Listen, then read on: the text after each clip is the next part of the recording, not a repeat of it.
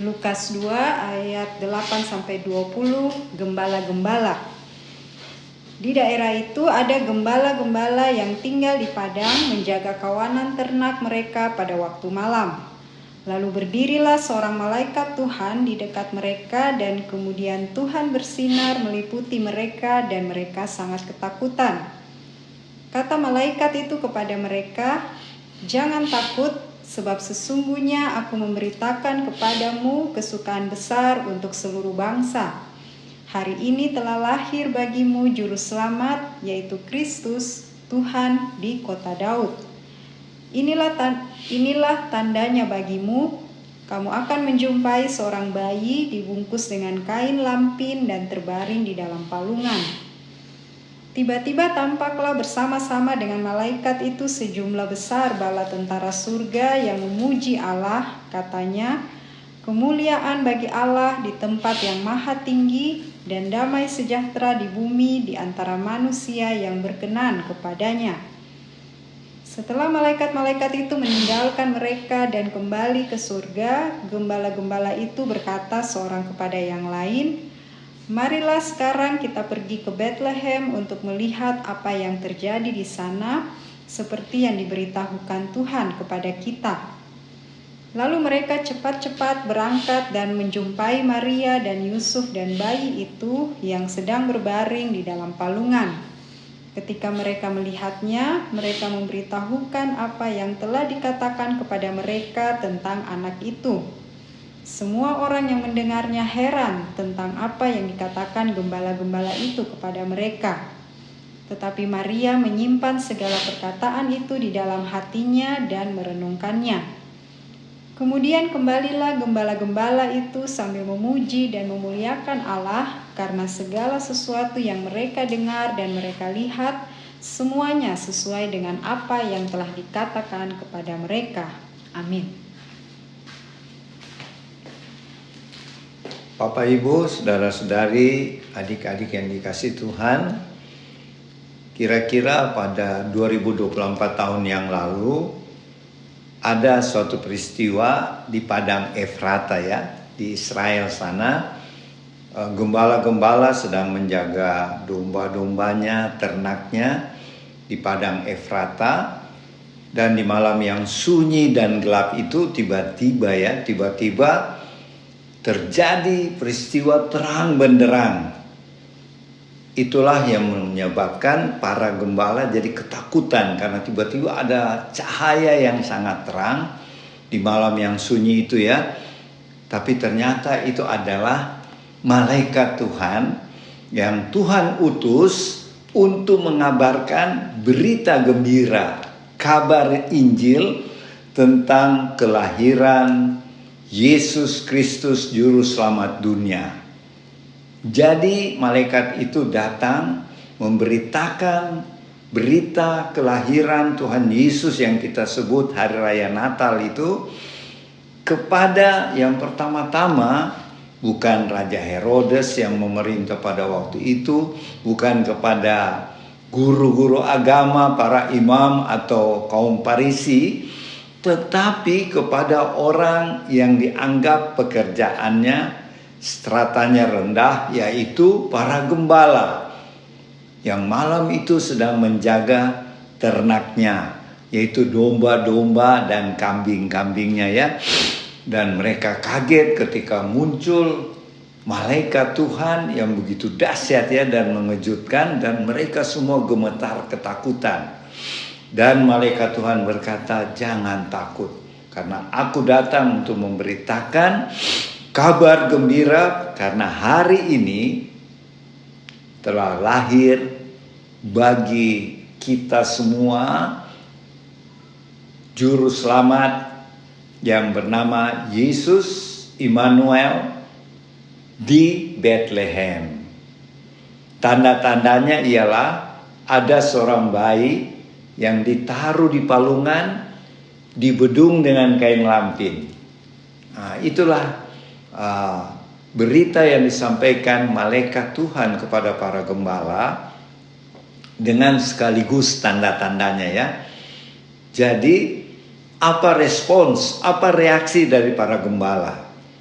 Mereka tidak tunggu lama, langsung, ayo mari kita segera ke Bethlehem untuk melihat apa yang dikatakan oleh malaikat tadi. Dan selanjutnya kita tahu dari pembacaan tadi, para gembala spontan pergi ke Bethlehem, dan di sana mereka menemui bayi Natal, yaitu Yesus Kristus Tuhan, seperti yang diberitakan oleh malaikat. Dan bayi Natal yaitu Yesus Kristus bersama Yusuf dan Bunda Maria, ya. Dan setelah itu mereka melihat, mereka begitu bersukacita para gembala. Dan setelah mereka memuji dan menyembah Putra Natal, Juru Selamat dunia itu, mereka pulang dari tempat itu, mereka memberitakan apa yang mereka lihat sesuai yang disampaikan oleh para malaikat, ya.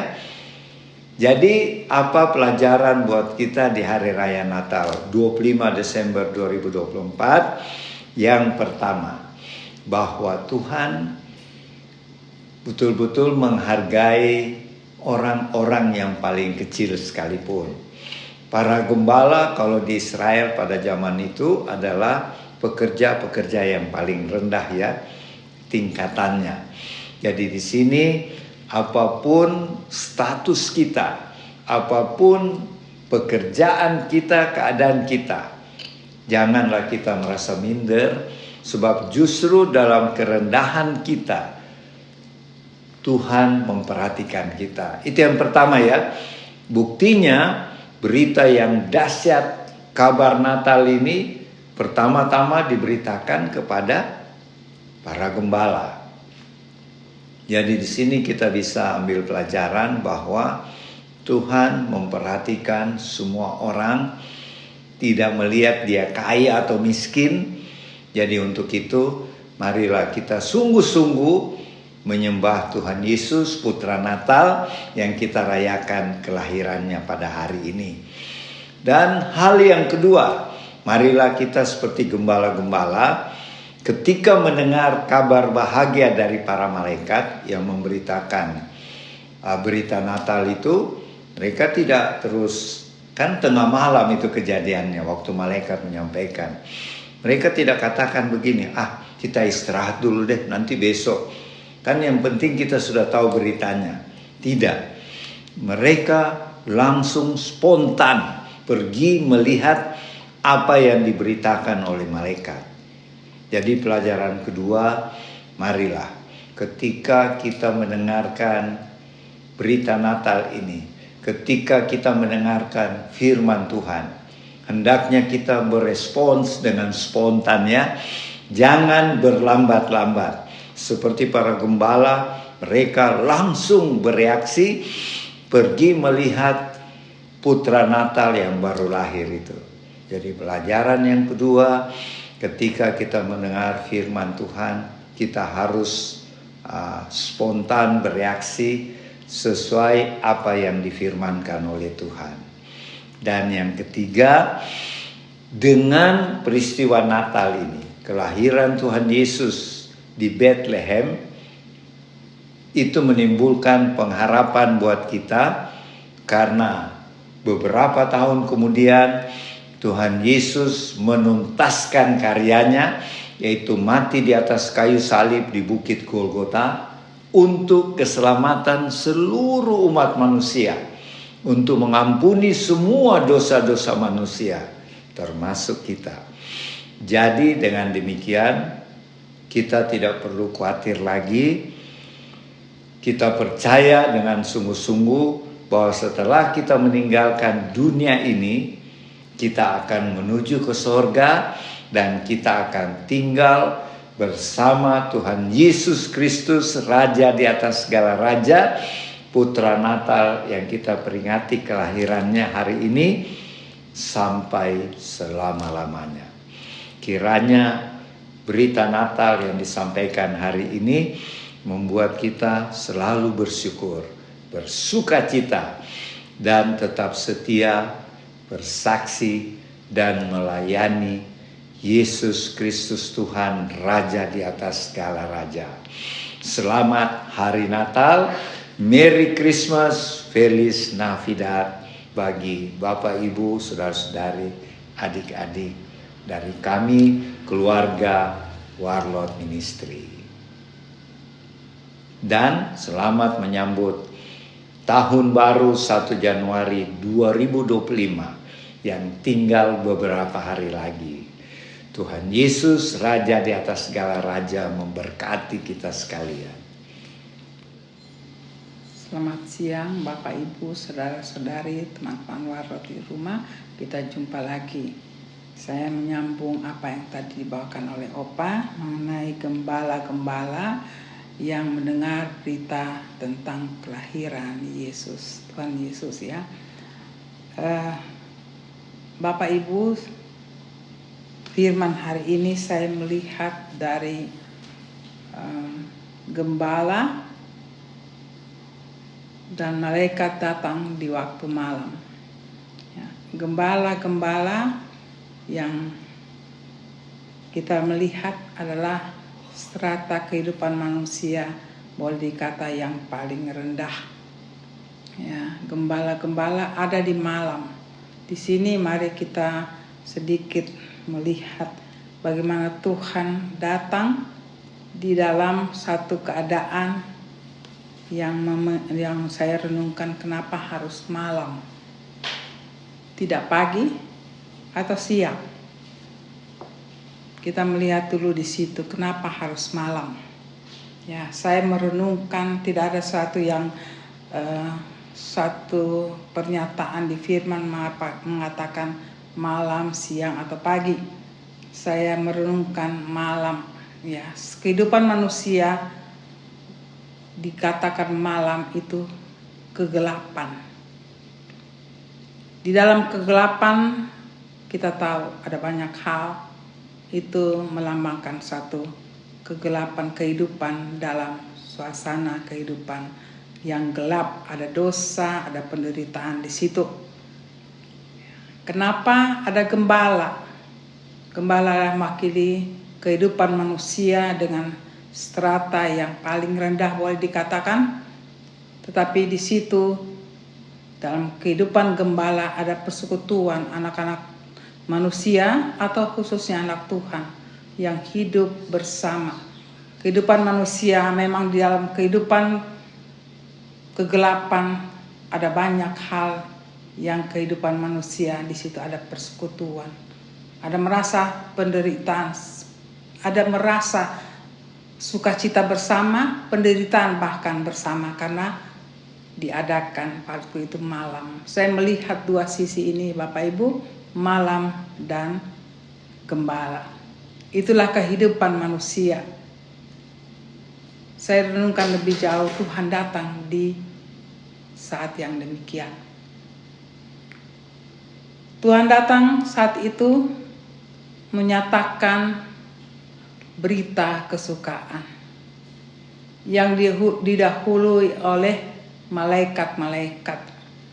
Di dalam kegelapan kehidupan manusia, apabila kita benar-benar hidup bersama Tuhan, ada harapan sukacita di dalam kegelapan. Asal kita hidup bersama dengan Tuhan, asal kita hidup bergantung dengan Tuhan, tidak menjadi masalah dalam kegelapan.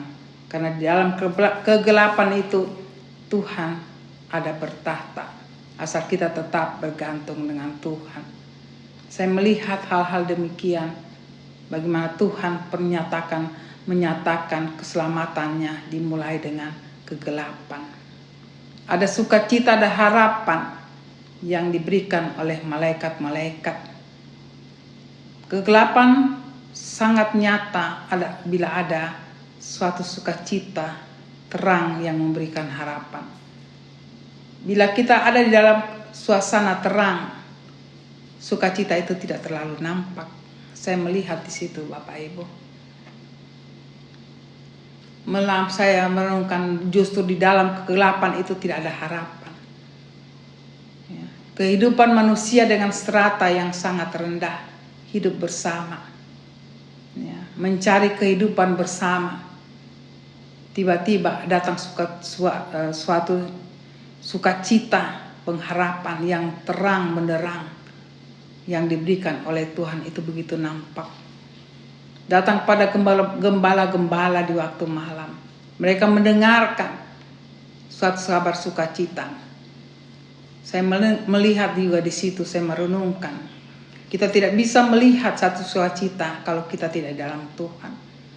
Apapun yang kita alami secara manusia di dalam kegelapan kehidupan dunia ini, kita tidak bisa nampak kehidupan dalam Tuhan kalau kita tidak hidup bersama.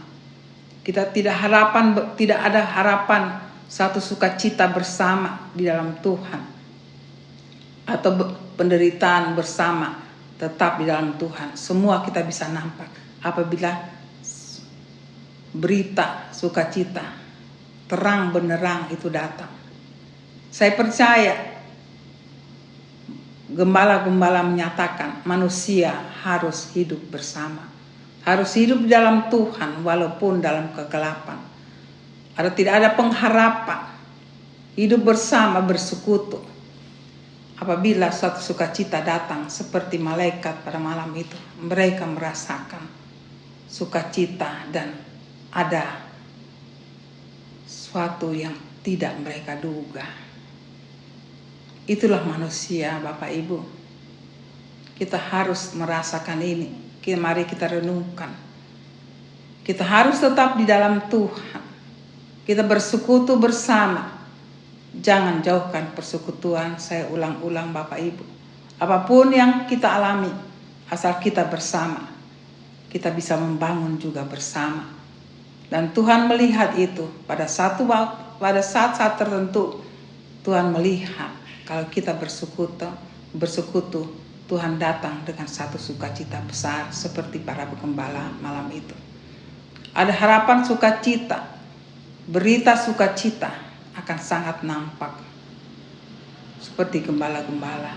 Dan setelah mendengarkan sukacita itu, mereka mendengar bersama dalam pembacaan kita pada hari ini. Tidak ada yang mengatakan, ada suatu perdebatan mendengar itu. Ada suatu yang tarik menarik mengatakan, apa ya? Saya tidak yakin atau pertentangan. Tapi mari kita membaca, kita merenungkan. Ya, persekutuan membawa kita pada satu pernyataan apabila berita datang. Apakah berita itu buruk atau tidak? Tapi pembacaan pada hari ini, berita itu datang dengan bersukacita. Waktu mereka mendengar berita ini, tidak ada perdebatan di dalam pemberitaan berita ini. Karena saya percaya mereka sehati, duduk bersama. Ya, di dalam mereka menjaga domba-domba di kegelapan malam. Waktu mereka mendengar berita itu, mereka semua kaget dan percaya. Bukan kaget karena tidak percaya, tapi mereka kaget dengan sukacita. Tidak ada sesuatu yang bertentangan. Langsung mereka laksanakan apa yang diberitakan oleh malaikat-malaikat. Ya, mereka datang saat itu juga menyatakan berita itu. Mereka menuju pada berita yang diberikan oleh malaikat-malaikat. Bapak Ibu, mari kita lihat persekutuan ini. Persekutuan di dalam Tuhan, hidup bersama, hidup bersekutu, ada sehati dan sepikir. Mari kita hidup dalam dunia yang tidak ada harapan. Tidak ada sesuatu yang bisa diharapkan apabila terang itu datang. Ya, kita merasa bersama, kita melihat bersama, sehati keputusan bersama. Apa yang dijelaskan, dikatakan dalam terang itu, mereka bersama berjalan mencari. Itulah tanda-tanda bagi anak-anak Tuhan yang hidup bersekutu. Ya. Pertentangan secara manusia itu yang saya renungkan. Kenapa harus malam? Kalau malam, saya sekali lagi, semua bisa nampak. Khususnya bagi anak Tuhan. Karena di dalam kegelapan malam, kegelapan dunia, itulah ciri-ciri anak Tuhan bisa bersekutu. Bisa merasakan persekutuan. bisa merasakan pertumbuhan di dalam Tuhan bersama, bisa merasakan kalau tidak hidup di dalam Tuhan, itu juga saling merasakan, saling mengontrol satu yang dengan yang lain. Bapak Ibu, malam menandakan kehidupan dunia, tetapi berita sukacita dari malaikat datang. Tidak ada sesuatu yang tidak terjadi. Tidak ada sesuatu yang harus kita ragukan. Ya dan pasti. Kehidupan manusia di dalam Tuhan melihat terang, tidak ada ragu-ragu. Semua ada kepastian. Semua berakhir dengan ya dan amin. Berita yang sangat memberikan sukacita, pengharapan, kehidupan yang besar, yang membawa sukacita, damai sejahtera bagi siapapun anak-anak Tuhan yang mendengar kabar dari Tuhan. Bapak Ibu, berita Natal yang diberikan oleh malaikat-malaikat kepada gembala bukan berarti di strata yang di atas manusia Tuhan tidak datang. Tuhan datang, di sini dikatakan Tuhan datang bukan orang yang di tingkat atas, tetapi yang paling rendah. Yang tidak dihitung manusia, itu yang Tuhan melihat. Mari berita mengenai kehidupan anak-anak Tuhan, kehidupan manusia.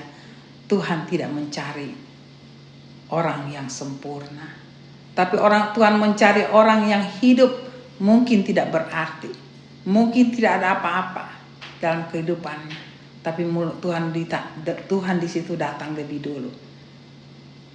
Mari kita belajar mengenai berita kelahiran Tuhan Yesus yang kita rayakan saat ini. Itu menjadi pengharapan kita bagi anak-anak manusia. Di dalam keadaan, sekali lagi dalam keadaan kita yang tidak menentu, apabila kita hidup di dalam Tuhan, maka tiba saatnya waktunya Tuhan akan datang menyatakan dirinya. Biarlah Natal tahun ini membawa harapan bahwa kegelapan dunia makin nyata, tapi anak-anak Tuhan yang hidup di dalam kegelapan itu tidak akan Tuhan biarkan. Kita akan diselamatkan oleh Tuhan asal kita bersama-sama dengan Tuhan. Saya tekankan Bapak Ibu, jangan tinggalkan kehidupan di dalam Tuhan. Jangan tinggalkan persekutuan anak-anak Tuhan di dalam Tuhan, di dalam kehidupan ini. Karena sekali lagi saya ulang-ulang, iblis mau ambil kehidupan anak-anak Tuhan. Mereka menghancurkan persekutuan, tetapi menjadi contoh para gembala.